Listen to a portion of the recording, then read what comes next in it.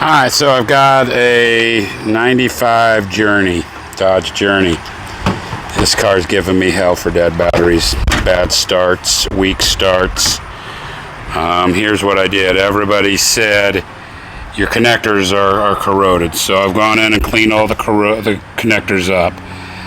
If you notice, all the connectors are to this side. I'm not even going to the other side of the bolt anymore. Same with this, they're under the same lug. All of those have been cleaned. There are body connectors here. I've cleaned those, put jumpers in between them. Did the same thing on that side of the motor there.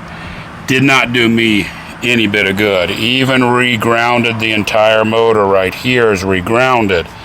I've got secondary grounds coming up. This is a brand new ground right here for that. So I have made damn sure this car is grounded. I have made damn sure this car has clean connections. Nothing worked. Spent about $400, had it diagnosed down to this TIPM. This is a total power integration manager, or management, whatever the hell Dodge wants to call it. There's a reason they do it. Dodge is uber happy to have everything on CAN bus. Even their freaking lights, down to the cigarette lighter, every GD thing on these cars are CAN bus. Super pain in the ass to add accessories to. If you own a Dodge, get used to it. It is what it is. What I found, this TPM is bad. Usually people just think it's a fuse block. Sorry, I live near a highway. But people think it's just a fuse block. No, this thing actually manages the entire power. There's a board underneath those connectors. You can see there's a shit ton of connectors on this. What I found, the problem was, the old connector, and I have it here.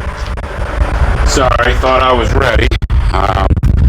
The old connector had some corrosion going on, and I bought the entire connector set from TIPM Masters or something. I don't know, online, research it. About $60 shipped to me, got new connectors.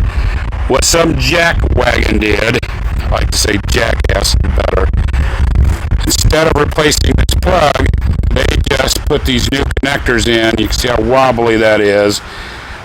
The car would have intermittent problems when it's driving. The other thing they do, sorry it's hard to see, these pins were coming out because of disconnecting it, so they tried to ATV, silicone, whatever you want to call that garbage on there to keep these pins in. It was problematic.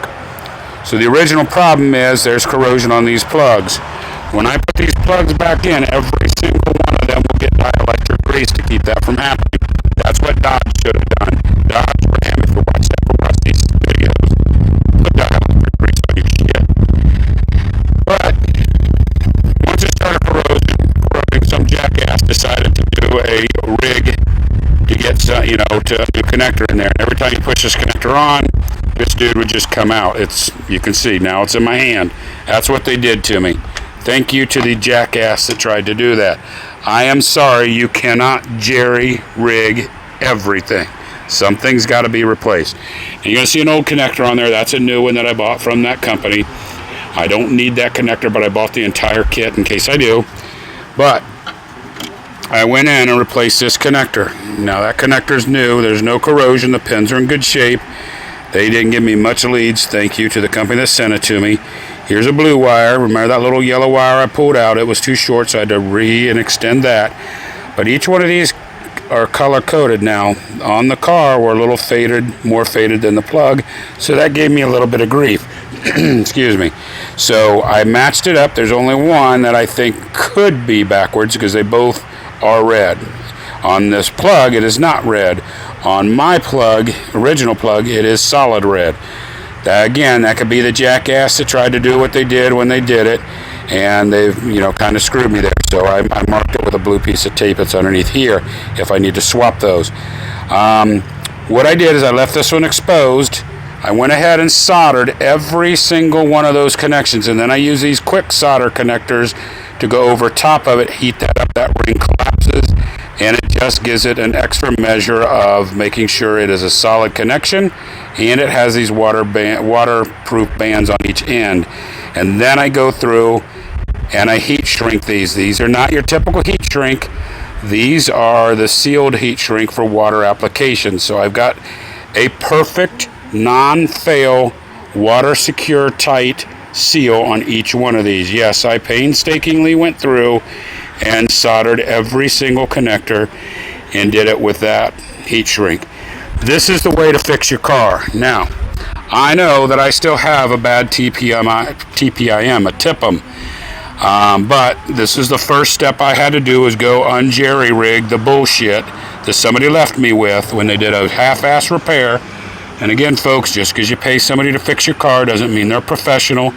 I had to go back and fix this connector first. So now that I've got this connector fixed, I'm going to put the original TPM or TIPM back in, make sure the car starts, everything functions that was functioning before, and then when that proves to be good, then I'll go back and get this TIPM replaced, repaired, or something to this vehicle.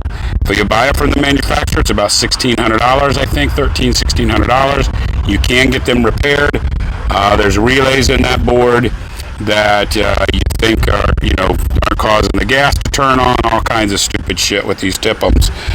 Every Dodge has one, probably 94-ish, somewhere around there, 95-ish up. Even my 2017 Dodge Ram, I've pulled the TIPM. I've dielectric greased the connectors, so I won't have this bullshit problem later down the road. So, if your Dodge Journey is not starting, your first step is to clean all your connectors, put in jumpers, reground your motor and your body. Make sure you reground your body right here. So, do all of that. And if that's not the fix, then more than likely you've got a bad connector that's getting some corrosion on it. You're going to have to address like I did, and then possibly the TIPM needs to be replaced. Good luck. These Dodges are nice cars. They're good cars. I like Dodge. But oh my God, the CAN bus and the bullshit just gets the best of me sometimes. So any questions, comments, leave them down in the comments. Any suggestions, please let others know. That's what this is for. I like to tear my shit up, so you don't have to tear your shit up, but to teach people and hopefully help them. Thanks for watching.